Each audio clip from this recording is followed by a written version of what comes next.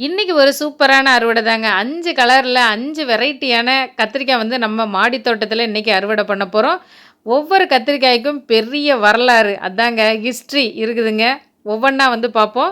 First என்ன colour? நம்ம அழகுக்கே அழகு சேர்க்கக்கூடிய பிளாக் பியூட்டிய பத்தி தாங்க பார்க்க போறோம். இந்த கத்திரி சீடு வந்து நான் எங்க வாங்குனேன்னா, கொடைக்கானல்ல ஒரு கண்காட்சிக்கு போயிருக்கும்போது வாங்குனதுங்க. இத போட்டு விளைய வச்சு 1 மாசம் கழிச்சு தாங்க எடுத்து நட்டு வச்சு, இப்ப இவ்வளோ பலன் குடுத்துட்டுருக்கு. கிட்டத்தட்ட 3/4 கிலோ வரை இதில வந்து நான் காய் பறிச்சுட்டேங்க. இது வந்து 4வது டைம் வந்து பறிக்கிறேன். அடுத்தது பார்த்தீங்கன்னா, நம்ம லாங் கிரீன் கலர் பிரிஞ்சால். இந்த சீடு வந்து நம்ம மாடித்தோட்டம் சச்சு அக்கா இருக்காங்க இல்லையா? அவங்க கிட்ட வாங்குனது. இந்த சீடுமே வாங்கி கிட்டத்தட்ட 1 1/2 வருஷத்துக்கு மேல ஆச்சுங்க. வந்து வாங்குன விதையில 1/2 பாக்கெட் போட்டேங்க. 1/2 பாக்கெட் போட்டதில ஒண்ணே 1 கண்ணே கண்ணுன்னு ஒத்த செடி தாங்க முளைச்சுச்சு. இருந்தாலும் பரவால்ல அப்படின்னு சொல்லி அந்த செடிய எப்படியோ கண்ணும் கருத்துமா காப்பாத்தி கொண்டு வந்து இப்போ அதில நல்லா காயும் காய்ச்சிட்டு இருக்குங்க. அதில ஒரு காய வந்து சீடு கவண்டி விட்டு வச்சிருக்கிறேன். அத எடுத்து வைக்கணும். அடுத்து பார்த்தீங்கன்னா, நம்ம நீல நீட்ட கத்திரி. இதுவுமே வந்து அந்த சிஸ்டர வாங்குனது தான். இந்த கத்திரி நாத்துமே ஒண்ணே 1 தாங்க முளைச்சிருந்துச்சு. அதுலேருந்து இப்ப நம்ம காய் பறிச்சுட்டு இருக்கோம்.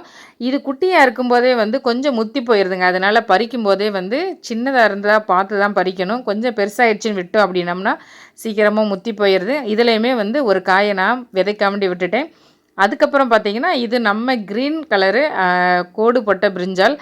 இதுவுமே வந்து அப்பா குடுத்தாங்க. இந்த நாத்து வந்து எனக்கு சூப்பரா வந்து காய் காய்ச்சிட்ருக்கு. இதுக்கு முன்னாடி நான் ஒரு லாங் வீடியோல வந்து போட்டிருக்கேன். இந்த சீடு வந்து நாங்க பின்னாடி பெரிய தோட்டம் மாதிரி போட்டு எங்களுக்கு நெறைய காய்கள் வந்து குடுத்துட்டு இருந்தது. வீட்டுக்கு பின்னாடியே போட்டிருந்தோம். இப்போ வந்து நான் மாடி தோட்டத்தில சும்மா 2 நாத்து மட்டும் வச்சிருக்கேன். இதுலயுமே எனக்கு நல்லா காய்கள் வந்து கிடைச்சிட்ருக்கு. இதோட டேஸ்ட் வந்து பார்த்தீங்கன்னா, சூப்பரா இருக்கும். நம்ம பிஞ்சு கத்திரிக்காயா பறிச்சு வந்து எண்ணெய் காய் வச்சு சாப்பிட்டோம் அப்படின்னம்னா சூப்பரா இருக்கும். இந்த பிரிஞ்சால் பார்த்தீங்கன்னா, நம்ம கிரீன் பிரிஞ்சால் தான். நான் வந்து சீடு கவண்டி இத விட்டு வச்சிருந்தேன். இதுவே நல்லா வந்து பழுத்துருச்சு. இப்ப இதையும் கட் பண்ணி எடுத்து நம்ம காய வச்சு இன்னி விதைகள் வந்து சேகரிச்சு வைக்கணும். இந்த மாடி தோட்ட அறுவடை அப்படின்றப்போ உண்மையிலேயே வந்து ஹாப்பி தான் எல்லாத்துக்குமே வந்து.